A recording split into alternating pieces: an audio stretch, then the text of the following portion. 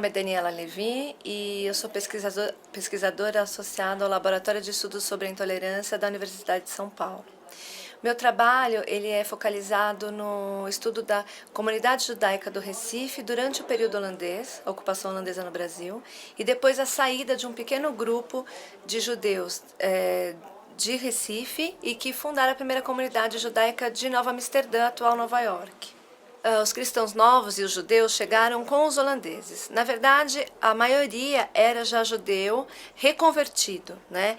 Que as suas famílias haviam sido convertidas em Portugal, né? ao cristianismo, e depois na comunidade judaica de Amsterdã eles retornaram ao judaísmo.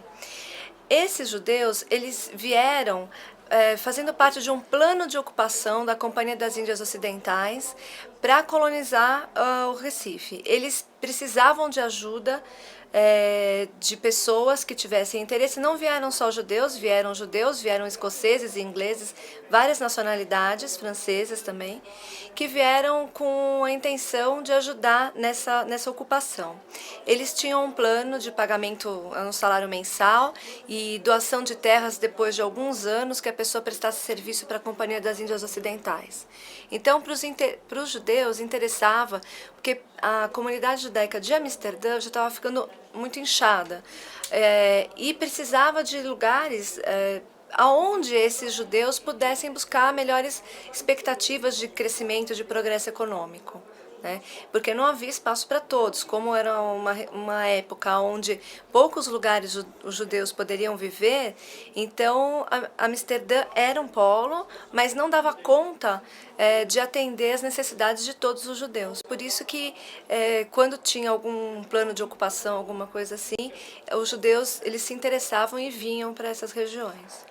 Olha, a política holandesa com relação à religião era uma política de tolerância, mas era uma tolerância restrita, né? Eles diziam que era uma tolerância que não podia ser pública, né? A prática da fé não podia ser pública, era uma tolerância dentro do lar. Então o judeu não podia ter uma expressão pública de judaísmo, né? Durante o período holandês existiram vários casos de antissemitismo por parte dos cristãos católicos que viviam no Recife e também por parte dos protestantes, principalmente dos pastores calvinistas, né? Esses que são chamados os predicantes calvinistas, os mais radicais, têm inúmeras cartas à Companhia das Índias Ocidentais criticando a presença dos judeus e cristãos novos no Recife. Principalmente essas cartas referem-se à concorrência econômica, porque no início, no começo, os cristãos novos e judeus eles eram importantes para poder fazer intermediação de negócios entre os portugueses, né, que viviam aqui, os lusos brasileiros, e os holandeses, porque esses judeus e esses cristãos novos eles sabiam falar a língua, né, tanto o português quanto o holandês. Os cristãos, principalmente, começaram a sentir essa concorrência muito forte, né? E aí começou, então, movimentos antissemitas e reivindicações, pedidos de exclusão dos judeus e cristãos novos de determinados núcleos econômicos, como, por exemplo, atividades como a cobrança de impostos, etc. A rede internacional de comércio dos judeus e dos cristãos novos, no século XVII, ela foi extremamente importante, porque essa rede, né, como os judeus e cristãos novos tinham famílias, por exemplo, em Portugal, na Antuérpia, na Espanha, alguns cristãos novos ainda, na Inglaterra, no Caribe. Então, essas famílias, elas tinham facilidade de comunicação e, por isso, elas estabeleciam redes comerciais. Então, um parente mandava, por exemplo, um judeu já havia vivido aqui no Recife, ele voltou para Amsterdã para morar. Ele deixou aqui um irmão. Então, ele lá de Amsterdã, ele tinha contato com o irmão dele, que tinha aqui um engenho de cana-de-açúcar. Mandava cana-de-açúcar para ele. Lógico que antes da invasão tinha que passar por Lisboa, né? E aí de Lisboa, tinha sempre algum parente em Lisboa, que de Lisboa mandava para Amsterdã, e de lá se distribuía o açúcar para o resto da Europa.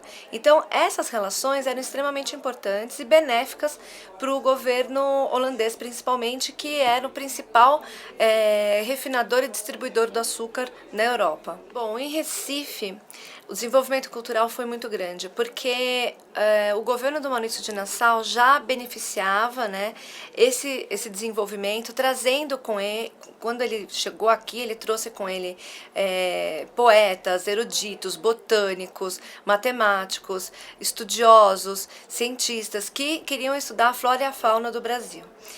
Além disso, eles também fizeram toda uma reforma urbanística no Recife, apoiada pelo governo do Maurício de Nassau e com a participação de cristãos novos e judeus. Inclusive, a ponte do Recife que ligava a ilha de Antônio Vaz à capital do Recife, ela foi construída pelo cristão novo Baltazar da Fonseca, que participava de um consórcio de pessoas contratadas para construir essa ponte.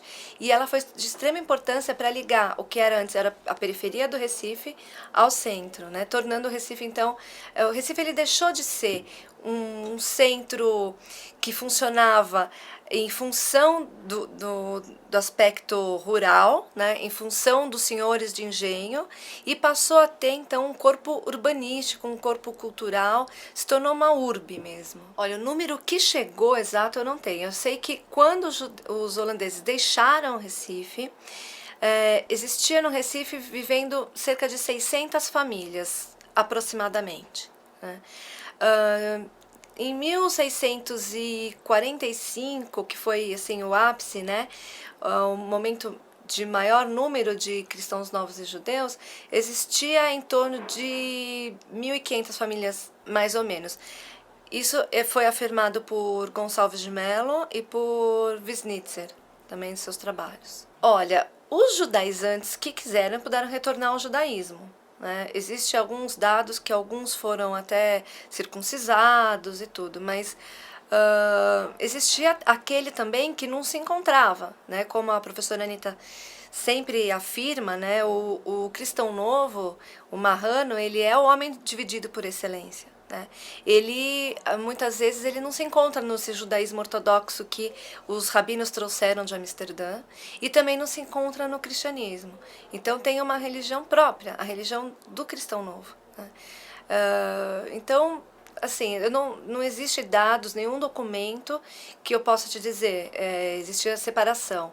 Não, o que existia é que os judeus viviam principalmente numa rua que chamava Rua dos Judeus, que era a principal rua comercial do Recife, aonde lá também funcionavam o principal comércio, o mercado de escravos ao fundo, o principal comércio da cidade funcionava ali. Então, os grandes comerciantes eram ali, né?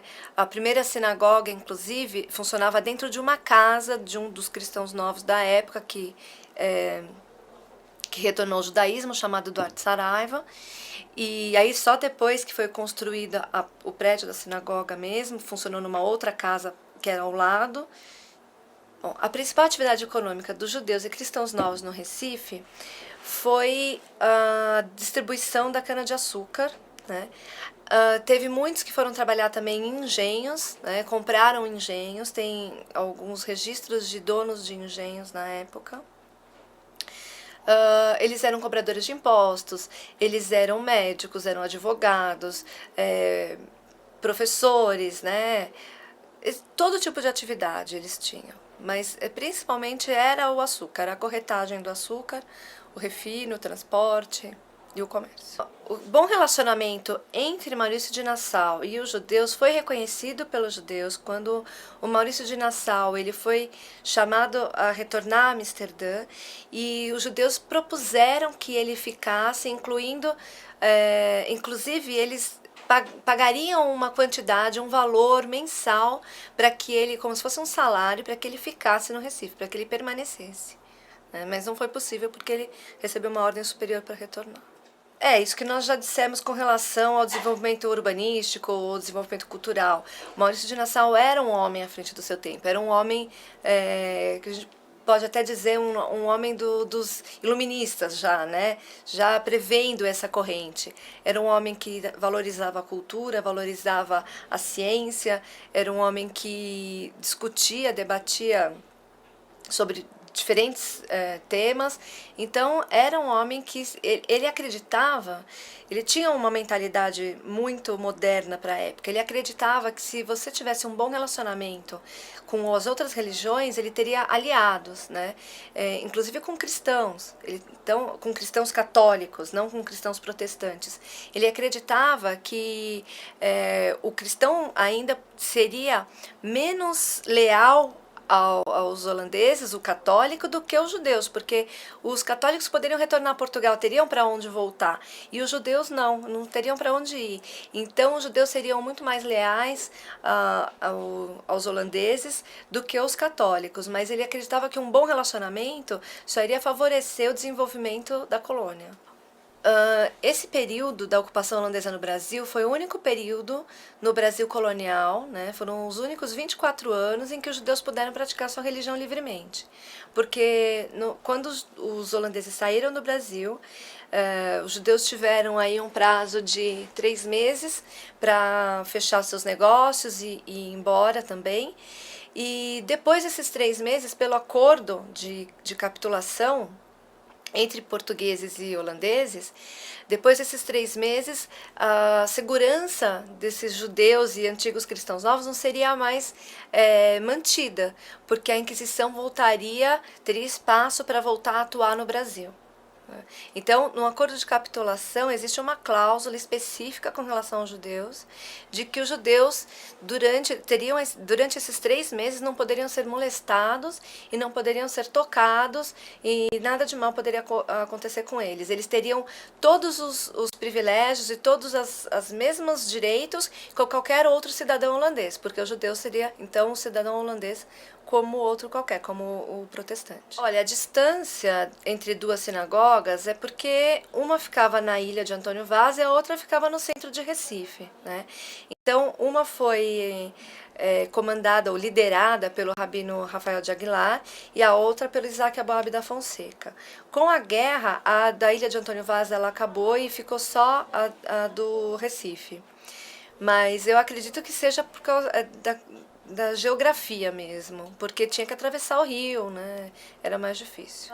Os 2 rabinos que vieram para o Recife, eles foram trazidos pela comunidade judaica, que já tinha chegado aqui. Junto com eles veio um rolo de Torá, e eles eram considerados pessoas ilustres já na comunidade de Amsterdã. Então, pessoas eruditas. O rabino Isaac Aboab da Fonseca escreveu um poema, deixou um poema maravilhoso, descrevendo toda a guerra, né, todo o sofrimento que os judeus tiveram durante a guerra de recapitulação, né, quando os holandeses tentavam recuperar o Recife. E sobre a vida deles, assim, profundamente, eu acho que vocês podem encontrar mais detalhes com o livro do Rabino Davi Weitman, Os Bandeirantes Espirituais, sobre a vida deles em si, né? Mas eles vieram, por exemplo, o Rabino Rafael de Aguilar, quando ele chegou aqui, ele veio acompanhado de uma pessoa famosa no judaísmo, uma personalidade famosa, que foi Isaac de Castro, que era sobrinho dele. Isaac de Castro, ele ficou famoso porque ele foi um jovem que veio para o Brasil e divulgou o judaísmo. Ele viajou pelo Brasil todo para divulgar o judaísmo. E ele foi pego pela Inquisição na Bahia e foi queimado vivo, né? E a sua morte demorou muitas horas. Então, os gritos, diziam que os gritos deles dava para se ouvir à distância, e até os inquisidores disseram que não iria mais haver esse tipo de morte, né, na fogueira. Ficaram arrependidos. Só que depois isso passou rápido, esse arrependimento, e voltou a ter outros autos de fé, onde tiveram penitenciados. Quando os holandeses perderam a Batalha do Recife, não necessariamente eles perderam a guerra entre holandeses e portugueses. Essa guerra depois continuou nas margens do Tejo, próximo ao Tejo, em Portugal. E esse foi um acordo momentâneo, que esse acordo, depois que os holandeses deixaram Recife, ainda se prolongou muito, né? Foi um trabalho novo do Evaldo Cabral de Mello, chama Negócio do Brasil, que diz que o intermediário, inclusive, foi o padre Antônio Vieira, que foi Amsterdã para negociar essa trégua definitiva. Mas aqui no Recife, quando foi feito o acordo, os cristãos novos e os judeus que viviam aqui, eles tiveram a opção de deixar o Brasil, né, voltar, retornar para a Holanda. Os cristãos novos que aqui quisessem permanecer estariam à mercê do Santo Ofício. Alguns quiseram permanecer e fugiram para o sertão. Foram para o sertão, se embrenharam para o Vale do Rio das Mortes, ali próximo a Minas Gerais, e se tornaram criadores de gado. A maioria resolveu retornar para Amsterdã. Uma parte foi para o Caribe, que eram as novas colônias holandesas no Caribe, e um pequeno grupo foi para Nova Amsterdã, que é a atual Nova York, né, que foi onde começou a comunidade judaica de Nova York. Os judeus que chegaram em Nova Amsterdã eram um grupo muito pequeno, somente 23 pessoas, e adultos, nós temos 13 adultos, o resto são adolescentes e crianças. Um grande líder que se destacou foi Moses Lombroso, né, da época, e que era daqui da comunidade do Recife, e Asser Levi. Asser Levi é uma figura muito conturbada, porque alguns dizem que ele era askenazi, outros dizem que era sefaradi, uns dizem que era da Polônia, uns dizem que era da Alemanha, outros dizem que era lá de Amsterdã e que o pai dele estava aqui, que ele era aqui muito novo e quando foi para lá foi muito jovem. Então é uma figura muito controversa, mas existem provas de que ele... porque a travessia daqui até Nova Amsterdã ela foi cheia de percalços. Eles sofreram naufrágio, eles foram presos pela Inquisição na Jamaica, ficaram alguns dias lá, algum tempo, né? Não alguns dias, alguns meses, até serem liberados.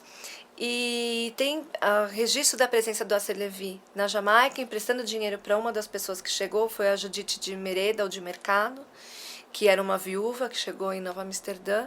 Então, existe prova que ele estava nesse navio, que saiu do Recife e chegou lá. E ele foi o grande líder, o que se tornou o mais proeminente e deixou o maior número de bens e tudo nessa comunidade.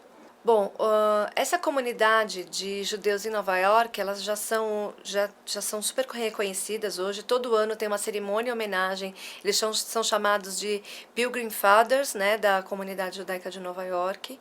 E tem uma placa no porto de Nova York em homenagem a esses 23 judeus.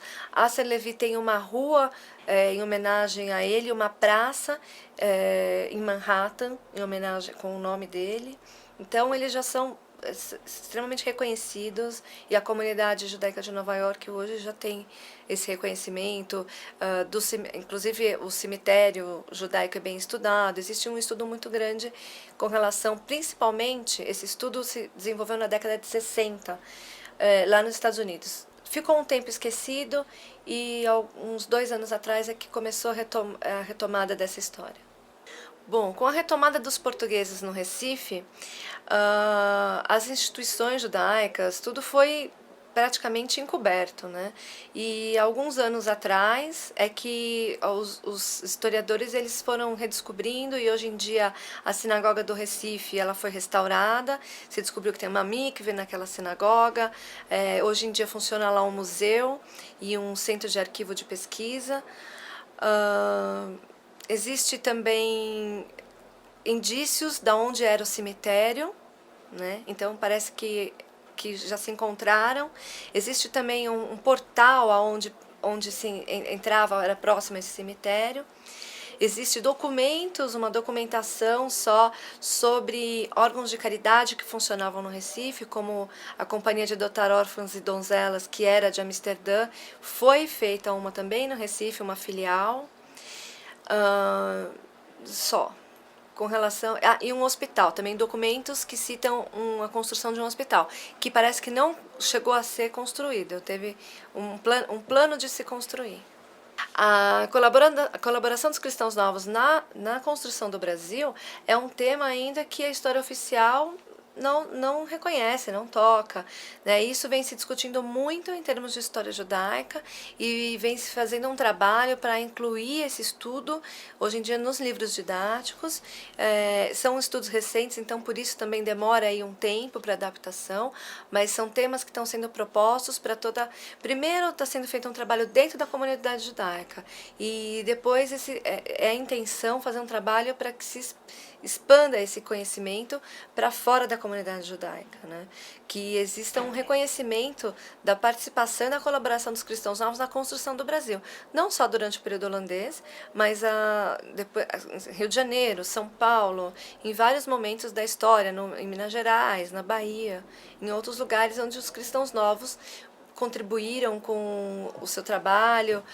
Então, no filme Estrela Oculta do Sertão, mostra que nessas comunidades pequenas no sertão persistiram costumes, né, que são heranças dos judeus e cristãos novos. Por exemplo, dentro dos oratórios, tem oratórios que têm o símbolo, por exemplo, uma letra Shin, né, que é uma letra em hebraico. Então, símbolos judaicos dentro desses oratórios cristãos, né, católicos. Ou a maneira de enterrar os mortos, algumas comunidades que enterram direto na terra, que é uma maneira judaica de se enterrar só na mortalha direto na terra. Então, hoje em dia, existe um estudo muito grande com relação a isso, dessas práticas que ficaram principalmente nessas comunidades do sertão, porque as comunidades do sertão são as comunidades para onde os cristãos novos e os que quiseram permanecer aqui fugiram, né?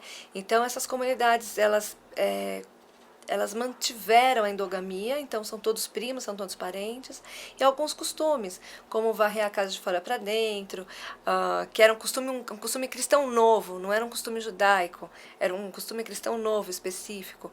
A maneira de enterrar a moda judaica,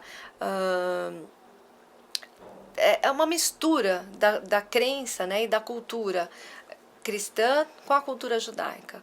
Né? As pessoas praticavam algumas coisas, até algumas rezas com uma língua que elas não conheciam, sem saber por quê.